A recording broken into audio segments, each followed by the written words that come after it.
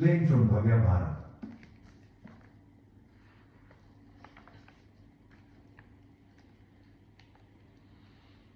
आचार्य रामानुज जी ने ब्रह्मसूत्र पर भी श्री भाष्य लिखा है।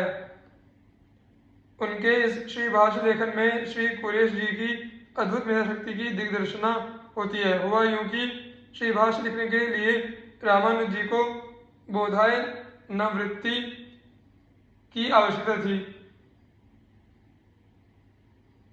बोधायन वृत्ति की आवश्यकता थी। यह अत्यंत दुर्लभ ग्रंथ था जो कि कश्मीर के शारदा पीठ में ही प्राप्त हो सकता था, परंतु वहां के अद्वैत समर्थ विद्वान इसे देना नहीं चाहते थे, क्योंकि वे इस बात से भयभीत थे कि इस ग्रंथ के प्राप्त हो जाने पर आचार्य रामानुज हमारे अद्वैत मत का खंडन करके अपने विशिष्टाद्वैत मत का प्रतिस्थापन करेंगे। अतः उन लोगों ने बहाना बनाया, स्वामी उदास हो गए। तब रात्रि में भगवती शारदा देवी ने स्वयं वह ग्रंथ लाकर रामानुज जी को दे दिया और कहा कि आप लोग यहाँ से चले जाइए, अन्यथा ये लोग इसे पुनः छीन लेंगे। भगवती शारदा देवी का आदेश स्वीकार कर रामानुज जी वहां चले गए। पुस्तक की सुरक्षा का भार उन्होंने कुरेश जी पर सौंप दिया। इधर कुछ दिन बाद शारदा पीठ के पंडितों ने देखा कि बोधायन वृत्ति तो अपने स्थान पर है ही नहीं, तो उन्हें यह शंका हुई कि रामानुज और उनके साथ आए हुए उनके शिष्य ग्रंथ चुरा ले गए। अब क्या था, उन लोगों ने क्रुद्ध होकर रामानुज जी का पीछा किया और 1 महीने में रामानुज जी तक पहुंच गए और उनसे ग्रंथ छीन लिया। इससे रामानुजाचार्य जी को अत्यंत वेदना हुई। उन्हें लगा कि उनका ब्रह्मसूत्र पर भाष्य करने का संकल्प अधूरा रह जाएगा। अपने गुरुदेव को इस प्रकार दुखी देखकर कुरेश जी ने कहा, प्रभु आप दुखी ना हो। कश्मीर से चलते समय प्रत्येक रात्रि में आपके सो जाने पश्चात मैं ग्रंथ का पाठ किया करता था। ऐसा करते हुए 1 माह में मुझे पूरा ग्रंथ कंठस्थ हो गया है। आप आज्ञा दे तो मैं उसे तुरंत लिख डालूं। रामानुजाचार्य जी का हृदय कुरेश जी की यह बात सुनकर गदगद हो गया। उन्होंने कुरेश जी को अपने हृदय से लगा लिया और कहा, बस तुम चिरंजीवी हो, तुम गुरु से पूर्ण हो गए।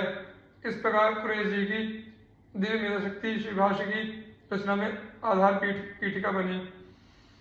4 महान संत श्रुति प्रज्ञा श्रुति देव ऋषभ पुहकर इव ऐसे, श्रुति धामा श्रुति उदधि पराजित बामन जैसे। श्री रामानुज गुरु बंधु विदित जग मंगलकारी, शिव संहिता प्रणीत ज्ञान सनकादिक सारी। इंदिरा पद्धति उदारधि सभा साखी सारंग कहे, चतुर महंत दिग्गज चतुर भक्ति भूमि दावे रहे। श्री श्रुति प्रज्ञ, श्री श्रुति देव, श्री श्रुति धाम तथा श्री श्रुति उदधि, ये 4 महान संत 4 दिग्गजों के समान थे। ये भक्ति रूपी भूमि को अपने प्रभाव से अचल रखते थे, अर्थात कोई भी विधर्मी भक्ति का थोड़ा भी विरोध अथवा खंडन करने का साहस नहीं करता था। श्री श्रुति प्रज्ञ जी और श्री श्रुति देव जी दोनों श्री ऋषभ और श्री पुष्कर इन 2 दिग्गजों के समान थे। श्री श्रुति धाम जी और श्री श्रुति उदधि जी ये पराजित और वामन नामक दिग्गजों के समान थे। ये चारों श्री रामानुजाचार्य के गुरु भाई थे। ये अपनी भक्ति निष्ठा और विद्वता के कारण विश्व में विख्यात थे एवं संसार का मंगल करने वाले थे। शिव संहिता में वर्णित ज्ञान विज्ञान के तत्वों को जानने में सनकादिकों के समान थे। ये श्री संप्रदाय में निष्ठावान और उदार बुद्धि वाले थे। संत सभा के दर्शक सत्संगी लोग इन्हें दिग्गज विद्वान कहते थे। श्री श्रुति प्रज्ञ आदि इन महान संतों का विवरण संक्षेप में इस प्रकार है। श्री श्रुति प्रज्ञ जी परम भागवत संदर्शित संत थे। श्रुति सिद्धांत के विशेष ज्ञाता होने के कारण इनका यह नाम पड़ा। जाति पाति की संकीर्णता से दूर रहने वाले और सदा भगवान नाम का जप एवं उपदेश करने वाले श्री श्रुति प्रज्ञ जी महाराज भक्ति को ही सबसे बड़ा आचार मानते थे। इसीलिए उन्हें भक्ति भूमि दिग्गज कहा गया है। अर्थात जिस प्रकार दिग्गज लोग भूमि को धारण कर स्थिर रखते हैं, वैसे ही श्रुति प्रज्ञ जी भक्ति को अचल रखने वाले थे। तत्कालीन विधर्मी उनके कारण समाज से भक्ति का उन्मूलन न कर सके। श्री श्रुति प्रज्ञ जी महाराज का जीवन गीता के श्लोक विद्या विनय संपन्ने ब्राह्मणे गवि हस्तिनी शुनि चैव स्वपाके च पंडिता समदर्शिना का साक्षात स्वरूप था। आप स्वपचतक में अपने आराध्य प्रभु के ही दर्शन करते थे।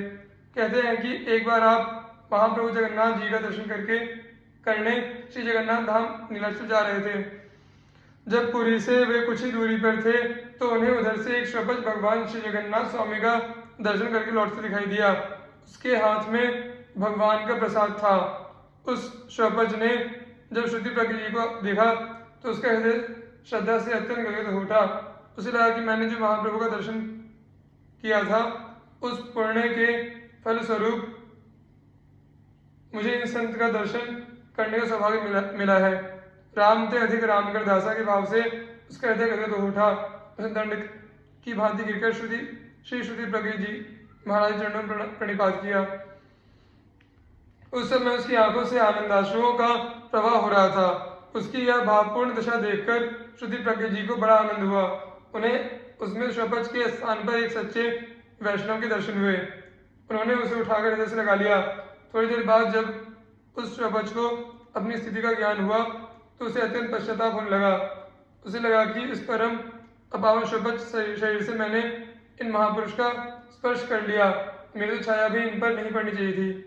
यह सोचकर वह अपने आप को धिक्कारता हुआ श्रुति प्रज्ञ जी महाराज से बार बार क्षमा याचना करने लगा। श्रुति प्रज्ञ जी उसके इस भाव से और भी द्रवित होकर उसके शरीर में लगी धूल को अपने वस्त्र से झाड़ते हुए बोले, भैया तुम तो मुझसे भी श्रेष्ठ हो, फिर अपावन कैसे?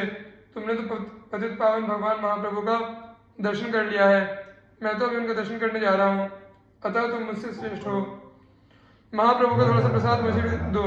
यह कहकर श्रुति प्रज्ञ जी उस स्वपच के सम्मुख हाथ फैलाकर खड़े हो गए। सच्चे संत तो ऊंच नीच जाति पाति ज्ञानी अज्ञानी के भेदभाव से परे होते हैं। उनके लिए तो सारा जगत सिया राममय ही होता है। उधर स्वपच को उनके आग्रह पर बहुत संकोच हो रहा था। वह सोच रहा था कि भला मैं अपने हाथ का प्रसाद इन्हें कैसे दे दूं, परंतु इनका प्रेमाग्रह देख उसने इन्हें वह भगवान महाप्रभु का महाप्रसाद अर्पित कर दिया। फिर क्या था, उसे पाकर तो ये आनंद मग्न हो नृत्य करने लगे। अत्यंत आदर के साथ इन्होंने उस स्वपच के साथ पूरी रात्रि सत्संग किया और प्रातःकाल अत्यंत आदरपूर्वक उसे विदा कर कि भगवान जगन्नाथ जी का दर्शन करके उनके धाम पधारे।